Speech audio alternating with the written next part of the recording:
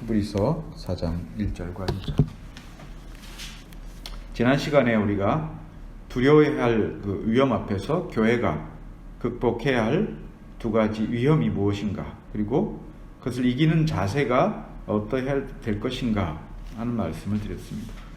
첫 번째 위험은 하나님의 안식에 들어갈 약속을 포기한 위험이고, 두 번째는 누구든지 그 안식에 이르지 못하게 될 위험이라고 말씀을 드렸습니다. 자, 이러한 위험은 믿는 자들이 신앙 여정 중에서 종종 마주칠 수 있는 것들이라 하겠습니다. 믿는 자들이다 라고 했을 때 그들이 하나님께 택함을 받은 자들이거나 혹은 그렇지 못한 자들이 사실상 이 지상의 교회는 뒤섞여 있고, 우리는 그들이 누구인지 명확히 구분할 수 없고, 그래서 이러한 사실을 말씀드렸을 때, 그렇다면 평생 내가 하나님께 택함을 받은 자인지 아닌지를 알지 못함으로 우리 스스로 불안감에 시달려서 평생 노심초사하며 살아가야 한다라고 하는 그런 취지는 아니라고 하는 것입니다. 오히려 그가 하나님의 참된 신자라면, 하나님의 택장을 받은 진실한 신자라면 이러한 두 가지 위험에 노출되지 않도록 스스로 신앙에 힘을 가지고 그 신앙으로 정진해 나가는 일에 더욱 힘쓰는 것으로 나타날 것이 아마도 분명하다 하겠습니다. 동시에 혹시 그런 위험에 빠질 때도 아마 있을 것입니다. 그 위험의 정도가 크거나 작거나 신앙의 여정 가운데서 그러한 굴곡이 있다는 것이.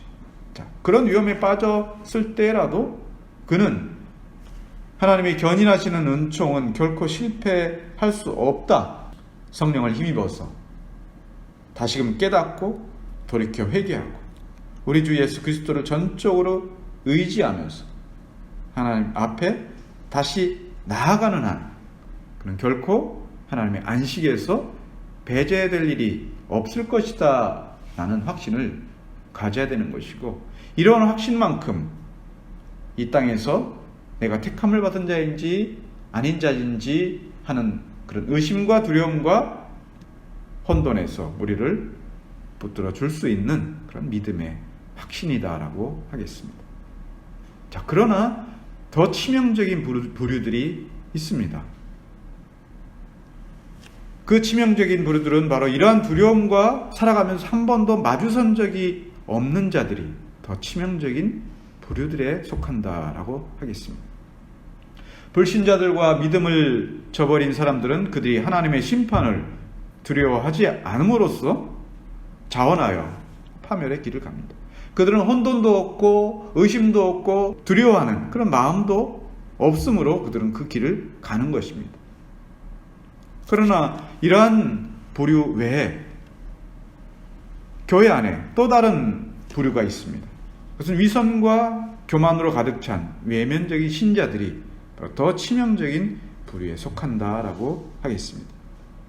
그들은 자기의 구원에 대해서 안심하며 어떤 두려움이나 의심도 하지 않는 사람들인데, 왜 두려워하지 않고 의심하지 않느냐라고 했을 때 그 두려워하지 않는 것과 의심하지 않는 그 중심 안에는 그들이 하나님의 견인하심, 그 신실하심이나 중보자의 공로를 바라본 그 결과가 아니라 바로 자기의 의, 자기의 공로, 자기 확신만을 바라보고 그것이 자기 중심에 있기 때문에 그들은 두려워하지 않고 의심도 하지 않는 그런 결과를 맺게 되는 것입니다.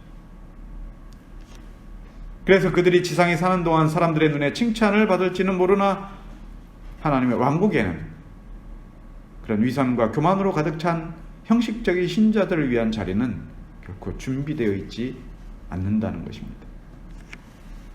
그러므로 이런 위기 앞에서 스스로의 정체성과 존재를 확인하기 위해서는 자기를 향해서는 절제를, 또 지체들을, 교회를 향해서는 미덕을 발휘함으로써 혹시라도 빠질 수 있는 그런 신앙의 위험을 극복하고 온전히 몸된 교회를 세워 나아가는 일에 모두 함께 힘쓰는 자라면은 아마도 그는 하나님께 사랑을 받은 자들이다 확신을 가질 수 있을 것입니다. 이제 사도는 참으로 두려워해야 할 위험으로서 배도와 신앙의 퇴보로 이어지게 되는 원인이 어디에 있는가 하는 것을 말씀하고 있습니다.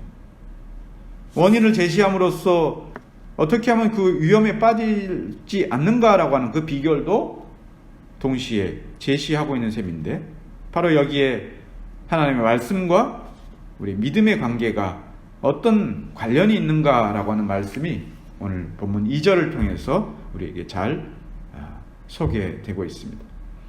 첫 번째 주제의 말씀, 복음은 모든 시대에 주어진 말씀이다라고 하는 것입니다.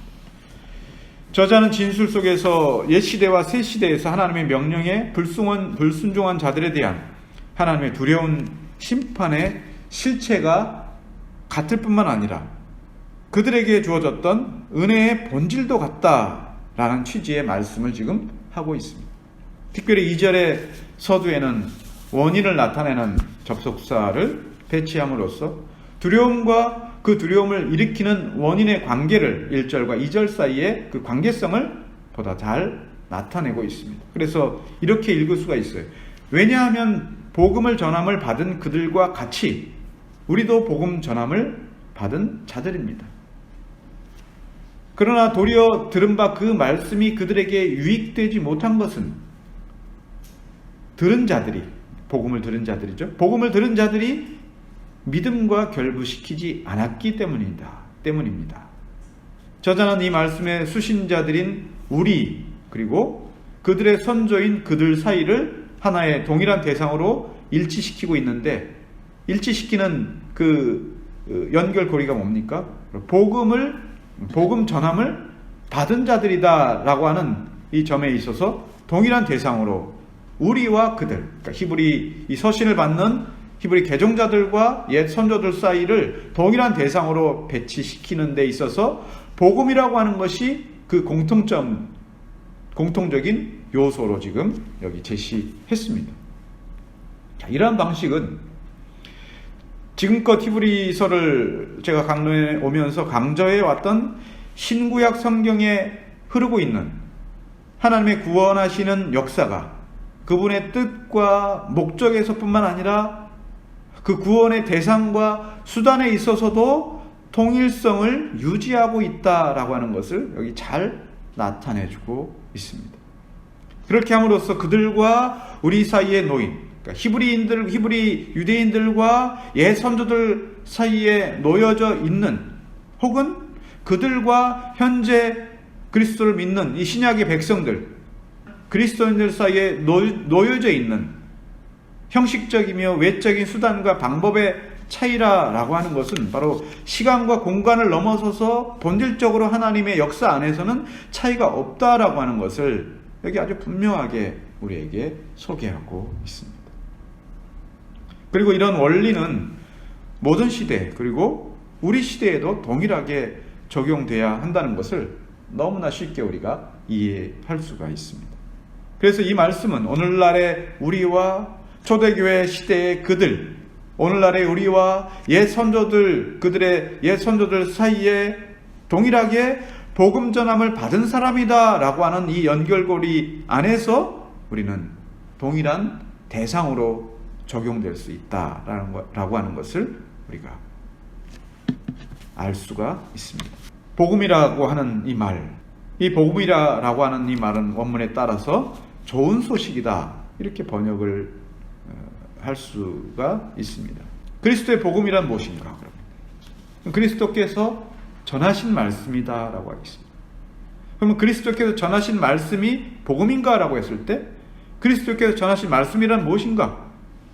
그가 전하신 말씀은 단지 그분의 입에서 나온 말씀만이 아니라 그분이 이 땅에 오셔서 공생의 3년 동안 전하고 가르치신 모든 것으로서, 그것은 말뿐만 아니라 친히 보이시고 그가 겪으신 고난과 그리고 죽음과 부활과 승천으로 이루신 그의 삶 전체와 그의 삶 전체는 곧 구속사에게 전부를 말하는 것이므로 그리스도의 복음이란 그가 전하신 말씀이고, 그가 전하신 말씀이라고 하는 것은 그의 생애 전부와 그 생애 전부를 통해서 나타내신 구속사역 전부를 포함하는 것이 그가 전하신 말씀이요, 그것이 복음인 것이고 그것이 좋은 소식이다는 말씀이에요.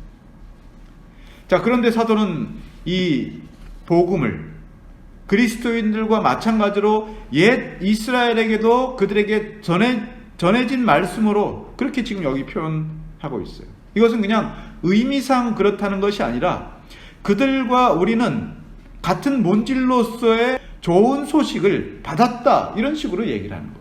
명목상으로만 받은 것이 아니라 실질적으로 복음이 가지고 있는 실체를 그들도 받았다라고 말하는 거예요. 이거는 히브리서 전체에서 증거하고 있는 그런 개념이라고 볼 수가 있겠습니다. 이것은 6절에서도 옛 이스라엘에 대해서 복음 전함을 먼저 받은 자들이다, 이렇게 소개를 하고 있음으로써 그 사실을 한 번 더 강조해서 명확히 이렇게 결정짓는 그런 표현을 하고 있습니다. 우리는 통상적으로 구약을 율법이라고 말하고 신약을 복음이라고 이렇게 통상적으로 부르고, 그렇게 반대로는 부르지 않습니다. 신약을 율법이라고 그러고 구약을 복음이라고는 부르지 않습니다. 구약은 항상 율법으로 불러요. 비록 그 율법 안에 복음이 있다 하더라도, 실체로서 복음이 있다 하더라도, 그걸 복음으로 부른다 하더라도 신약을 율법이라고 부르는 일은 없어요. 이것은 복음이 가지고 있는 그 실체적 정체성이 신구약을 막론하고 모든 시대에 핵심적으로 존재하고 있지만, 그럼에도 불구하고 그것이 역으로 뒤집을 수 있는 것은 아니다 라고 하는 것은 율법과 복음 사이에 동일한 것과 차이가 있다라고 하는 것을 여기에 말해주고 있습니다. 자, 그럼에도 불구하고 저자는 옛 이스라엘과 그리스도인들이 같은 교훈, 즉 말하자면 같은 복음을 받았다라고 말하고 있는데, 그렇게 말하는 이유가 있습니다. 앞서 제가 복음을 좋은 소식이다라고 풀어서 말할 수 있다고 했습니다. 그래서 이 용어, 이 복음이라고 하는 이 좋은 소식이라고 하는 이 용어는 신약성경에서 복음서보다는 서신서에서 주로 더 많이 사용이 되고 있어요.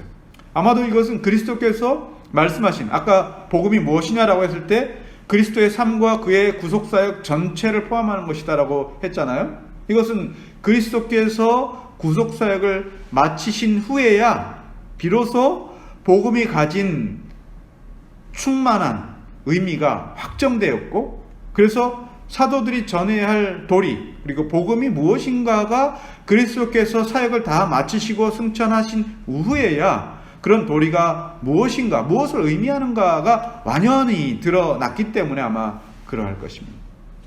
그에게 직접 사사를 받았던 그의 제자들도 그리스도와 함께 공생애를 보내는 동안에 그리스도가 누구신지, 그리스도가 이루실 사역이 무엇인지를 정확히 알지 못했습니다. 그리고 그가 죽으시고 부활하시고 승천하신 후에도 여전히 그들은 그 진실에 접근하지 못했고, 다만 성령께서 사도들에게 성령이 임하였을 때 비로소 그들은 그리스도의 진정한 의미에 있어서의 그리스도의 생애와 구속사역의 의미가 무엇인가를 깨달았다라고 하는 것이죠. 그래서 비로소 그들이 성령을 받은 후에야 진정한 의미에서 복음을 전할 수 있게 되었다. 이것은 너무나 자연스럽게 서신서에서 이 복음이라고 하는 이 용어가 더 많이 사용된 그런 이유가 되겠습니다.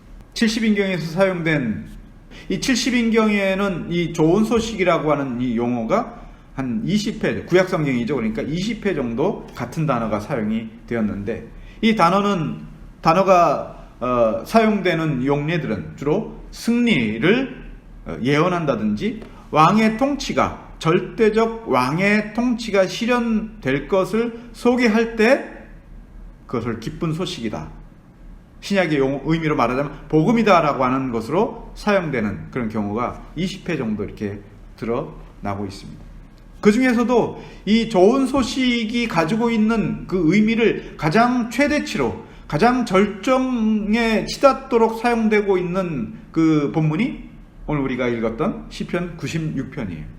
시편 96편은 온 세상에 노래하고 송축해야 할 기쁜 소식의 내용으로서 뭘 말하고 있냐면 바로 여호와의 영광을 말하고, 너희들은 이 기쁜 소식, 즉 여호와의 영광을 전파하는 것이 바로 참된 의미에서의 기쁜 소식이고 복음이다라고 하는 취지로 이 시편 96편은 가득 차 있어요. 어째서 여호와의 영광을 전파하는 것이, 여호와의 영광 자체가 복음이고 기쁜 소식인가? 아담의 죄로 인해서 모든 안식과 영광과 영원한 생명으로부터 박탈된 인류에게 기쁜 소식, 복된 소식, 소위 복음이라고 하는 것은 무엇인가 라고 하는 그런 것이죠. 보편 인류가 바라고 추구하고 획득하려고 하려는 모든 즐거움이나 행복이나 가치 있는 것이나 선이나 덕이든 그 모든 것들은 참된 의미에서의 이 기쁜 소식, 이 복음의 그림자에 불과한 것들이다. 이러한 것들은 우리 눈앞에 보이고 때로는 열심히 노력해서 붙잡았고 그것을 얻은 것처럼 보이지만 그것은 신기루와도 같다라고 하겠습니다. 행복을 붙잡을 수 있을까? 행복을 붙들고 내가 계속 살아갈 수 있을까? 행복은 사실 인간이 추구하는, 이 땅에서 추구하는 행복이라고 하는 것은 신기루와 같습니다. 쫓아가면 달아나고 행복을 하나 얻었다고 했는데 더 큰 행복이 보이고, 하나를 얻으면 두 개가 보이고, 만족을 느끼던 그 순간에 더 큰 갈증으로 더 큰 만족을 불러 일으키는 것이 이 땅에서 인간이 추구하는 행복에 대한, 기쁜 소식에 대한, 복음에 대한 실체라고 하겠습니다. 그래서 결코 인간은 이 땅에서 완전한 만족과 완전한 행복과 완전한 안식을 얻을 수 없는 존재라 하겠습니다. 그래서 온 세상을 위한 가장 기쁜 소식이라고 하는 것은 비유적으로 시편 96편에 말하는 것처럼 여호와의 영광이 그리스도 안에서 임하는 것이고 여호와의 영광이 그리스도 안에서 나타나는 것이다 라고 하는 것이 성경 전체가 말하고 있는 복된 소식의 실체라고 하겠습니다. 성경은 여호와의 영광을 전파하는 이 기쁜 소식에 대해서 두 가지를 주목하고 있습니다. 첫째는 여호와의 영광이 나타난다, 여호와의 영광이 임한다라고 했을 때 그것을 가시적인 것들로 통해서, 가시적인 수단과 가시적인 어떤 실체들을 통해서 그것을 설명하고 있다는 거예요. 구약의 백성들은 비록 율법의 조항들을 지킴으로써 그들이 죄를 용서함 받고 그들이 의로운 자라 하나님께 인정을 받습니다. 자, 그럼에도 불구하고 그러한 과정과 그러한 수단과 그런 방식들은 반복해서 드려야 되는 거예요. 정결 예식을 통해서 하나님 앞에서 내가 정결한 자라고 하는 것을 입증해야 되는 것이고, 각종 절기와 예법들을 잘 지키는 것을 통해서 자신이 하나님께 택함을 받은 사랑받는 백성이다라고 하는 것, 그러한 외적인 규칙 준수와 외적인 경배를 통해서 나타내야만 했었다는 거예요. 끊임없이 그 과정들을 반복해야 되는 것이죠. 자, 그럴 때마다 그렇게 지키고 그렇게 성실하게 준수할 때마다 그들은 하나님으로부터 하나님이 주시는 풍요와 평안과 기쁨과 안식의 복을 얻었지만, 그 풍요와 평안과 기쁨과 안식의 복은 일시적인 것이에요. 그들이 죄를 범했을 때 풍요와 평안과 기쁨과 안식은 박탈되는 것이죠. 하나님께서 그들에게, 옛 백성들에게 약속하신 분이 오실 때까지 이 과정은 계속해서 반복되어야만 했던 것이에요. 이것을 위해서 하나님께서는 선지자를 통해서 그렇게 반복되는 일상을 보내고 있는 그들을 향해서 선지자들은 영원히 변치 않고 반복되지 않을 기쁜 소식인 복음을 전해 주셨습니다. 그래서 그들이 육신으로 이 지상에 살아가는 동안에 바로 그 복음, 약속된 그 복음을 바라고 기다리는 방식으로 복음은 그들에게 주어졌고, 그들 중에 어떤 사람들은 진실로 주어진 약속을 믿고 하나님의 참된 백성이 되었지만, 어떤 이들은 반복되는 그 율법의 규칙들만을 준수하고 그 약속을 바라보지 않았으므로, 그 약속을 붙들지 않았으므로 그들은 하나님의 율법을 형식적으로는 지켰지만 그러나 그 안식에 들어가지 못했다. 이것이 광야 1세대가 보여준 그런 어떤 예시라고 하겠습니다. 하나님께서는 이사야의 입술을 통해서 하나님의 영광이 임할 때 이렇게 표현합니다. 마음이 상한 자를 고치며 포로된 자에게 자유를, 갇힌 자에게 노임을 선포하고 슬퍼하는 자에게 화관을 주며 기쁨으로 슬픔을 대신하며 찬송의 옷으로 근심을 대신하여 여호와께서 심으신 영광을 나타내실 것이다. 그러나 이것은 바로 복음이 선포되었을 때 그 복음을 받아들이고 믿는 자들이 얻게 될 그 영적인 복을 말하는 것이고, 바로 그런 의미는 신약 성경으로 그대로 이어져서 여기에 예수님께서 이런 말씀하시죠.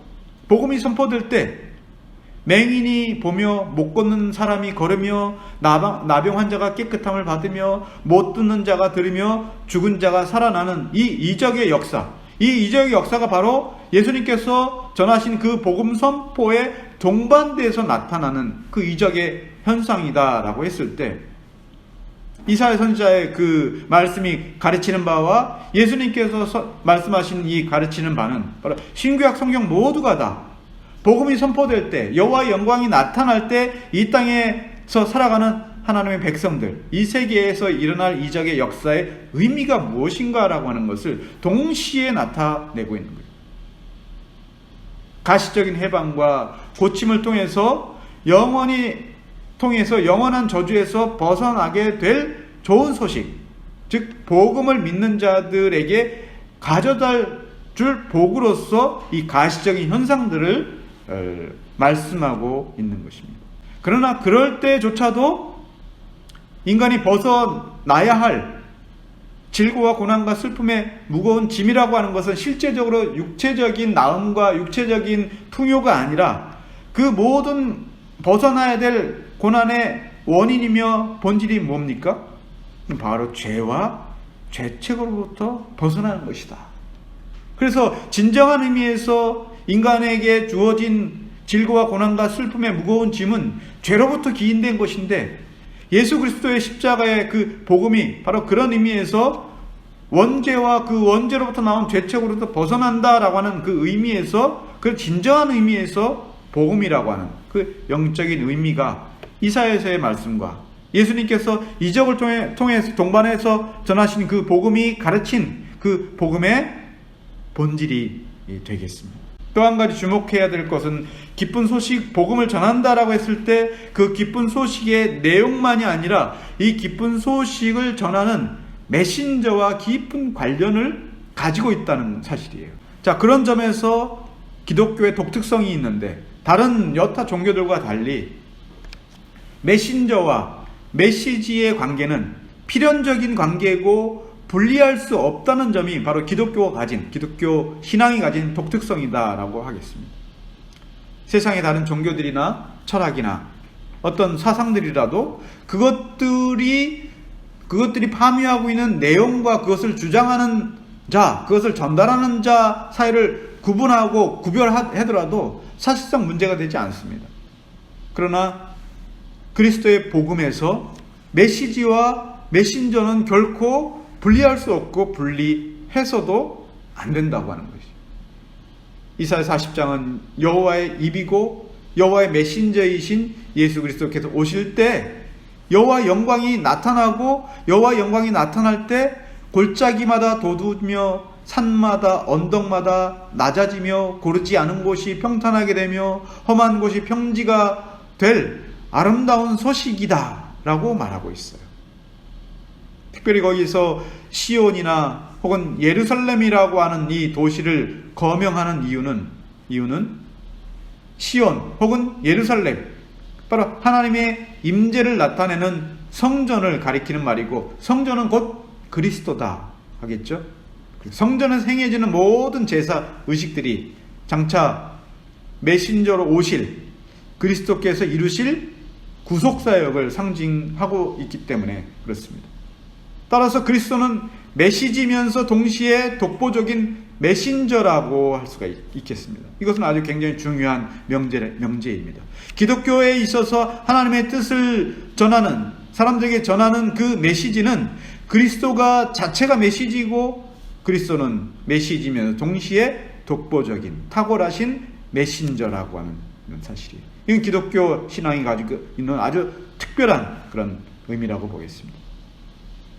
그래서 구약에서 하나님의 뜻을 나타내는 모든 메시지와 메신저들은 예외 없이 그것들이 장차 육체로 오실 그리스도의 대리자들이고 모형이고 상징들로 소개되었습니다. 예수님께서도 스스로에 대해서 말씀하셨어요. 누구든지 자기 목숨을 구원하고자 하면 잃을 것이요, 누구든지 나와 복음을 위하여 자기 목숨을 잃으면 구원하리라. 마가복음 8장 35절의 말씀인데, 예수님께서는 바로 나와 복음을 동일시 여기셨어요. 이처럼 옛시대에 이스라엘 백성들이 율법과 선지자를 통하여 전함을 받았던 그 말씀, 그들이 실제 살아가는 삶에서 얻으려고 했던 모든 가시적인 행복들, 가시적인 평안과 안식과 가시적인 해방에만 머물렀던 것이 아니라 예수 그리스도를 통해서 장차 주어지게 될 영원한 복, 영원한 안식에 들어가기를 바라고 기대했던 그런 면에서의 참된 복음이다라는, 비록 그때 예수님께서 육신으로 오시지 않았지만 말씀드렸죠. 메시지와 메신저는 분리할 수 없다라고 했을 때, 그들이 그 메시지를 받았을 때 그 메시지는 곧 예수 그리스도였다라는 것이에요. 예수 그리스도가 바로 메시지예요. 그래서 그 메시지를 믿음으로 받은 자들은 비록 율법 아래 살아왔던 사람들이라고 하더라도 그들은 율법에 의해서 구원을 받은 것이 아니라 그 율법 안에 주어진 메시지인 바로 그리스도를 믿음으로써 그들이 구원받은 자들이다라고 이렇게 말할 수가 있다는 거예요. 하나님께서 미리 정하신 구원의 길로서 우리를 대신하여 십자가의 죽음으로써 우리 죄를 갚으신 예수 그리스도와 그의 복음을 믿는 모든 이들이 구원을 얻게 되었다면, 바로 그러한 구원의 길은 지금도 그렇고 장래에도 그렇고 옛 시대에도 하나님께서 죄인을 구원하시는 항구적이며 동일한 구원의 길이다라고 한다면, 오늘 여기 사도가 그들이 복음을 우리보다 먼저 받은 자들이다라고 했을 때 이것은 전혀 여기에 배치되지 않는 그런 말씀이라고 하겠습니다. 그래서 사도가 여기 표현하고 있는 이 복음이라는 용어가 단지 신약 시대에만 국한되어야 할 이유가 없고, 모든 시대에 죄인들을 구원하시려고 하는 메시지는 항상 그들이 그 복음을 받았다라고 했고, 그 복음은 바로 그리스도다라고 하는 그런 논리적 연결성이 확고하게 마련된 것입니다. 이것은 복음의 역사가 단지 그리스도의 성육신에서 출발한 것이 아니라 보다 장구한 역사를 가지고 있다는 뜻이고, 보편 교회가 세워져 있는 동안은 항상 주어졌던 것이다 라고 하겠습니다. 그리고 보편 교회에 주어진 복음의 실체는 항상 예수 그리스도였지, 복음의 실체는 예수 그리스도 외에 다른 것을 생각할 수 없는 그런 것이다 라고 한다면은, 모든 시대에 참된 하나님의 백성들은 예수 그리스도와 그의 속죄사역의 공로로 인해서 구원을 얻은 것이다 라고 해야 하는 것이 맞습니다. 옛 시대에는 우리 시대보다 훨씬 더 가시적인 모형과 실제적인 현현과 강력한 역사들을 동반했기 때문에 아마도 우리 시대보다 더 큰 은혜와 더 큰 효력을 얻었을 것이다 라고 생각한다면 이것은 굉장히 유화적인 생각이에요. 우리의 사도들은 광야 이스라엘이 경험했던 그 엄청난 경험들이 우리와 얼마나 동일한 것인지, 동일한 것을 결과를 놓는 것에 불과한 것인지, 그런 수단에 불과한 것인지를 잘 설명해 주고 있어요. 다 같이 신령한 음식을 먹으며, 이거는 광야 이스라엘 말하는 거예요. 다 같은 신령한 음식을 먹으며 다 같은 신령한 음료를 마셨으니 이는 그들을 따르는 신령한 반석으로부터 마셨음에. 자, 여기까지 구약의 이적의 역사를 말하는 거예요. 광야 역사. 여기 사도가 덧붙이죠. 그 반석이 누구냐? 그 반석은 그리스도다. 이렇게 그 반석. 결국은 광야 이스라엘이 만나와 메추라기를 먹고 반석의 물을 마시고 홍해 바다를 건너는 이적을 다 경험했지만 그들이 이적을 통해서 마시고 먹은 신령한 음식과 음료는 예수 그리스도와 결부되어 있지 않는 한 아무런 효력 없는 것이다 라고 말하는 것이에요. 예수 그리스도가 빠져 있는 그 이적이라고 하는 것은 그것은 그들을 구원할 수 없다. 그들에게 영원한 안식과 영원한 생명을 줄 수 없다라고 하는 것이 사도들이 전한 복음의 내용입니다. 비록 고대에는 신령한 방식으로 마련된 음식과 음료였습니다. 그리고 지금 우리가 성찬에 떡과 포도주를 뗄 때 그 성찬의 떡과 포도는 뭡니까? 평범한 떡과 포도주입니다. 그 떡과 포도주 안에 무슨 기발하고 특이하고 엄청난 어떤 능력이 발휘가 되어서 그거를 먹고 마실 때 내가 갑자기 다른 사람이 되는 그런 역사는 일어나지 않습니다. 그 평범한 떡과 포도주를 먹고 마실지라도 그것 자체로는 그 떡과 포도주가 아무런 역사를 일으키지 않는다면 신령한 음식, 신령한 음료, 아주 엄청난 그런 이적들 그 자체로는 아무런 효력과 은택이 거기에 주어지지 않는다 이렇게 말하는 거예요. 사도들이 그 즉시 어째서 그렇게 말하는지를 설명합니다. 그들의 다수를 하나님이 기뻐하지 아니하셨으므로 그들이 광야에서 멸망을 받았다. 여기서 그들은 누굽니까? 신령한 음식을 먹고 신령한 음료를 마시고 신령한 반석으로부터 물을 마신 그 사람들, 그들이 물과 음료와 음식을 먹었지만 그들이 먹지 못한 것은 무엇이에요? 그리스도를 먹지 못한 거예요. 그리스도를 믿음으로 받지 못함으로 아무리 신령한 것들을 먹고 마시고 경험하더라도 하나님이 기뻐하시지 않았기 때문에 그런 자들은 광야에서 멸망을 받았다 이렇게 말합니다. 그래서 재료와 방법과 수단에 신령하고 아주 특이하고 이적적이고 엄청난 그런 어떤 경험들이 하나님의 기뻐하시는 뜻보다 앞서 나가거나 더 상위에 있을 수가 없다고 하는 거예요. 그리스도를 믿는 그 믿음 없이는 그것들은 그냥 경험에 불과한 거예요. 오히려 그 경험이 우리를 하나님 앞에 더 나아가게 하는데 방해 요소가 될 수 있어요. 그래서 우리 주님께서는 오히려 너희 조상들은 광야에서 만나를 먹었어도 죽었다 이렇게 말해요.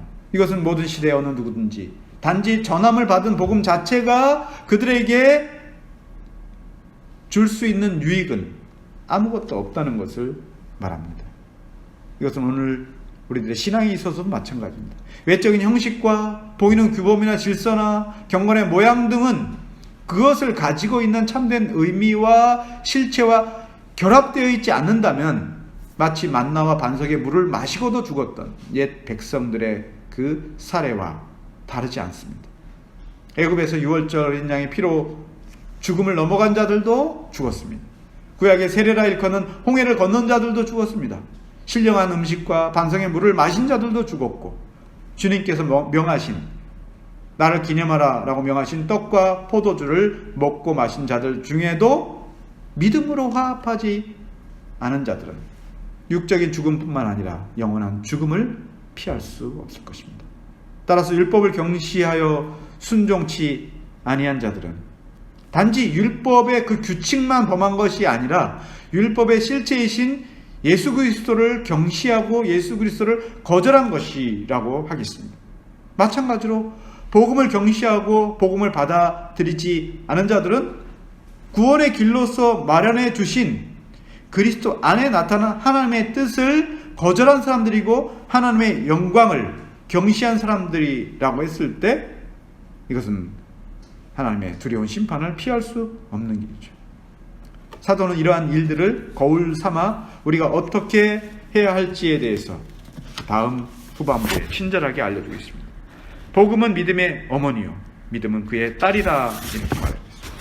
사도는 여기서 복음이 율법보다 얼마나 더 월등한가를 히브리서에서 가르치고 있기는 하지만 그렇다고 해서 복음을 경시하거나 등한히 여기도 괜찮다라는 이런 오해를 하지 않도록 주의하고 있습니다.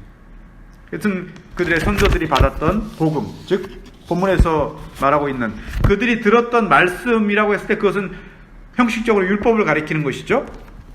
그들이 율법을 받았습니다.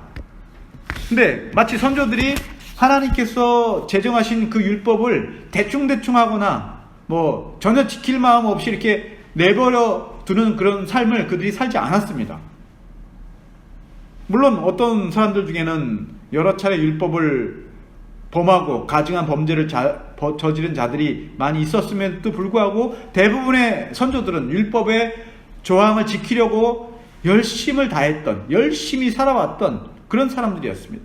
다만 어떤 사람들은 형식적인 율법도 지켰고 실질적으로 율법이 가지고 있는 그 본질도 범했던, 형식적으로도 범했고 본질적으로도 범했던 사람들이 있었던 반면에 어떤 사람들은 형식적으로는 율법을 지켰지만 실질적으로는 율법을 범한 자들이 있었는데, 어떤 자들인지 간에 그들 모두는 실질적으로 복음을 받아들이지 않았으므로 하나님께 받은 심판이라고 하는 것은 율법을 어겼지만 그 율법 안에 새겨진 예수 그리스도를 통해서 주실 약속을 받아들이지 않았기 때문에, 약속을 믿지 않았기 때문에 그들에게는 영원한 심판이 주어진 것이죠. 예컨대 광야에서 굶주리고 가라던 자들이 만나와 생수를 마실 때 그들은 단지 육체적으로 갈증을 느끼는 그 목을 축이고 굶주린 배를 채우는 것만으로 만족하고 기뻐해야 될 것이 아니라 영원히 배고프지 않고 영원히 목마르지 아니할 영원한 양식으로 주어지게 될 그 구원의 소망을 붙들었어야만 했다고 하는 거예요. 이것은 가나안에 정착했을 때도 마찬가지였습니다. 그들이 왕을 구하고 하나님께서 왕을 주셨고 선한 왕의 통치 아래서 누리는 평강과 안위는 그들이 얻어야 했던 최종적인 안위와 평강이 아니었고, 영원한 왕으로 오실 예수 그리스도를 그분의 통치를 소망하고 그 약속을 견고하게 붙들면서 살아갔어야만 했습니다. 그래서 사도는 여기서 그들의 죄를 어디에 돌리냐면은 그들에게 주어진 복음, 그들에게 주어진 약속, 그들에게 율법과 절기와 외적인 규범으로 주어진 그 복음을 듣고 받았을 때 듣는 자가 믿음과 결합시키지 아니한 것이 바로 그들이 하나님께 벌을 받았던 죄라고 말하는 거예요. 이것은 우리가 말씀과 믿음의 상호관계가 무엇인가를 이제 생각하도록 이끌고 있습니다. 믿음과 말씀은 상호 분리할 수 없는 관계입니다. 믿음은 말씀 없이 자랄 수 없고, 말씀은 믿음 없이는 결코 듣는 자들을 유익하게 할 수가 없습니다. 우리가 여기서 주목할 만한 것은 이 본절에서 말씀과 관련해서 그 말씀을 듣는 자들을 항상 수동적 관계로 이렇게 연결시키고 있다는 거예요. 전반부의 말씀은 우리는 복음 전함을 받은 자들이다 라고 했어요. 수동성이 여기 나타나죠. 그리고 후반부에는 말씀이 주체예요. 말씀이 주어예요. 말씀이 듣는 자를 유익하게 하지 못했다. 결국 우리는 말씀이 줄 때 그 말씀을 듣는 자고 받는 자라고 하는 이 수동성이 우리에게 있는 거예요. 하나님의 말씀은 항상 우리에게 은혜로 주어지는 거예요. 우리가 스스로 탐구하고 더듬어서 발견할 수 있는 그런 어떤 대상과 어떤 목적지가 아니라는 거예요. 세상의 지혜로는 발견할 수 없고 찾을 수 없는 것이다 라고 했을 때, 그러니까 말씀이 있더라도 그 말씀이 내게 다가와서 내게 주어지지 않는 한 말씀의 본질을 우리는 발견할 수 없다는 거예요. 이것은 원리에 있어서 항상 말씀이 우리의 노력에, 혹은 더 나아가서 우리 믿음에 말씀이 선행한다, 앞선다 라고 하는 뜻이에요. 다른 성경의 사도는 믿음은 들음에서 나며 들음은 그리스도의 말씀으로 말미암는다 라고 했을 때, 마치 이 말씀은 듣는 것이 첫 번째, 믿음을 가지고 듣는 것이 첫 번째 원인인 것처럼 보이지만, 그리스도의 말씀이 선행하고 그 말씀을 들을 때 성령의 역사로 인해서 믿음이 주어진다라고 하는 것을 말하고 있는 거예요. 그래서 믿음이 말씀에서 떨어지거나 말씀을 소홀히 여기게 되면 예수님의 씨앗 비유처럼 그 믿음은 곧 넘어지거나 결실하지 못하게 될 것입니다. 그러나 본문에서 사도는 이렇게 말하죠. 듣는 자가 믿음과 결부시키지 아니함이라 라고 했으므로 우리 믿음이 말씀을 어떻게 효력 있게 하는데 어떤 의미가 있는지를 조금 더 부연해서 설명해야 되겠습니다. 듣는 자가 믿음과 결부시키지 않았기 때문에, 그러니까 듣는 사람이 믿음을 사용하지 않으면 하나님 말씀이 아무리 주어져도 유익하게 하지 못한다라는 식으로 이해할 수가 있기 때문에 조금 더 이 부분을 의미를 설명할 필요가 있어요. 여기에 아주 적실한 예가 요한복음 3장 15절에서 예수님께서 광야 노뱀 사건을 말씀하십니다. 속죄사역을 비유하시면서, 이 노뱀 사건은 민수기 21장에 나오는 말씀이죠. 광야 이스라엘이 모세와 여호와를 원망합니다. 왜 우리를 이곳까지 데리고 와서 우리를 이렇게 죽게 만드느냐 불평불만을 하니까 하나님께서 불뱀을 보내셔서 그 불뱀으로 불평하고 원망한 자들을 물어 죽게 하십니다.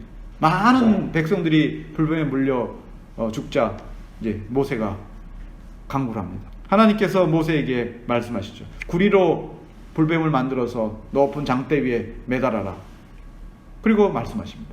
누구든지 뱀에 물린 자가 그 놋뱀을 바라보면 나을 것이요 살 것이다, 이렇게 말합니다.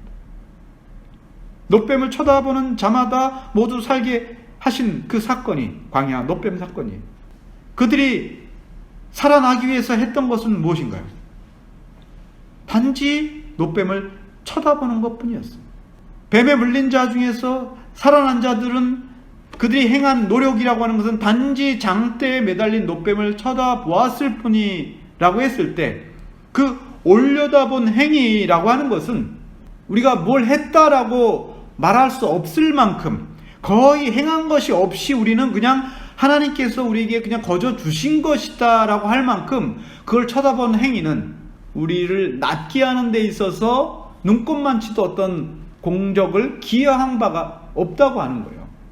하나님께서 사실 다 주실 수 있었지만 하나님께서는 놋뱀을 보는 자에게 살게 하실 것이다 라고 하는 것은 거저 그들에게 주시겠다는 거예요. 그 하나님 말씀을 믿는 자는 주시겠다라고 하는 것이, 쳐다보는 것은 사실 아무런 효력을 발휘할 수 없는 행동이에요. 그들이 죽을 목숨을 얻기 위해서 행하는 행위는 어떤 값어치도 매길 수 없을 만큼 깃털처럼 가벼운 것이다 라고 했습니다. 이것은 바로 우리에게 주어진 생명이라는 것이, 영생이라는 것이 하나님께서 거저 주신 선물이다 라고 하는 이 의미가 잘 드러나는 것이에요. 그래서 우리가 말씀을 들을 때 믿음과 우리 믿음으로 결부시키는 행위, 믿음으로 받는 그 행위라고 하는 것은, 그 행위가 가지고 있는 이 무게라고 하는 것은 광야의 백성들이 놋뱀을 쳐다보는 정도의 무게감밖에는 아니라는 거예요. 그러니까 우리 믿음이 뭐 대단한 게 아닙니다. 그래서 내가 믿음을 발휘 안 하면 내가 말씀을 들을 수 없고 발휘해야만 하나님도 그 조금 우리에게 유익을 베풀 수 있다, 그런 정도가 아니라는 거예요. 다 하나님이 하시지만 기꺼이 그 믿음을 주셔서 그 믿음을 발휘하게 하심으로써 주시겠다는 거예요. 바로 그런 것은 본문의 말씀처럼 복음의 말씀과 그 복음의 말씀을 듣는 자들의 관계를 수동성이라고 하는 이 특성으로 진술하고 있는 그 절대적이고 중요한 이유가 바로 거기에 우리의 사도는 로마서 10장에서 저희가 믿지 아니한 일을 어찌 부르리요, 듣지 못한 일을 어찌 믿으리요, 전파하는 자가 없이 어찌 들으리요 라고 했음으로써 하나님의 말씀을 듣지도 않는 자들에게 믿음이 싹 튼다는 것은 불가능한 일이다 라고 할 수 있겠죠. 따라서 신자들은 항상 말씀과 가까이 있어야 돼요. 말씀이 선포되는 곳에 있어야 되는 것이고, 선포된 말씀을 믿음으로 받아들이는 그 자리, 그 시간에 있어야 된다는 것이죠. 자명한 청교도 퍼킨스 목사가 이렇게 말했습니다. 하나님의 말씀은 믿음을 낳고 믿음을 양육하는 어머니라, 이렇게 말했습니다. 반면에 믿음은 사랑하는 그의 딸로서 어머니인 말씀을 사랑하고 말씀을 소중히 여기고 말씀을 증진시키고 말씀을 더 유익하게 만드는 수단이다라고 이렇게 아주 아름다운 말로 표현했습니다. 말씀이 없으면 믿음도 잘할 수 없습니다. 믿음은 오직 하나님께서 양자로 택하심을 받은 자녀들 외에는 주어지지 않는다라고 했습니다. 따라서 택함을 받은 자들은 항상 하나님의 말씀을 겸손히 경청하고 부지런히 사모하는 자들이며, 믿음은 바로 그러한 자들 안에서 뿌리가 내리고 줄기와 잎이 무성하게 자라나며 마침내 결실하게 될 것입니다. 바로 이것이 예로부터 하나님의 음성으로서 전함을 받은, 바로 그 복음을 전함을 받은 자들이 듣고 믿음과 결부시킴으로써 유익하게 하는, 모든 시대의 그리스도인들이 획득하게 될 생명의 원리라고 하겠습니다. 말씀을 맺겠습니다. 하나님의 뜻은 언제나 변함없이 그의 사랑하는 자에게 복음으로 나타나고 복음으로 주어집니다.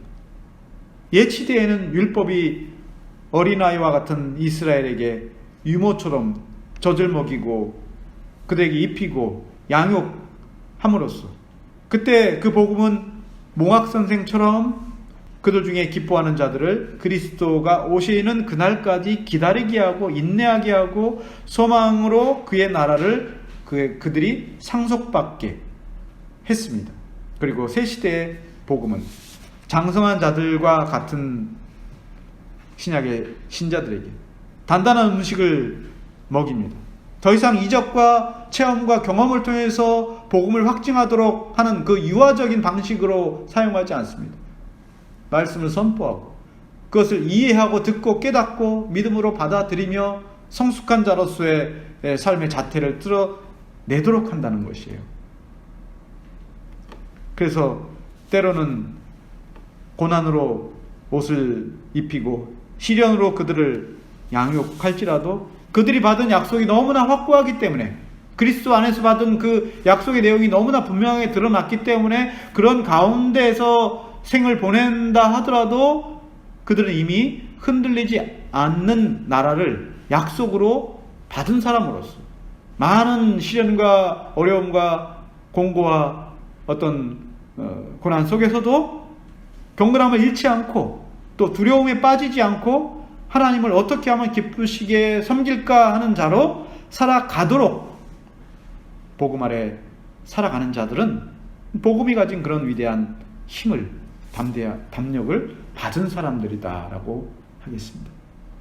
이같이 큰 은혜를 얻은 우리에게 삶의 소중한 기회들, 이 기회들을 무엇을 위해서 어떻게 사용해야 할 것인가 깊이 묵상하며 그 가운데에서 주께서 주시는 위로와 큰 담력을 얻고 누리시는 한 주간 되시기를 바라겠습니다.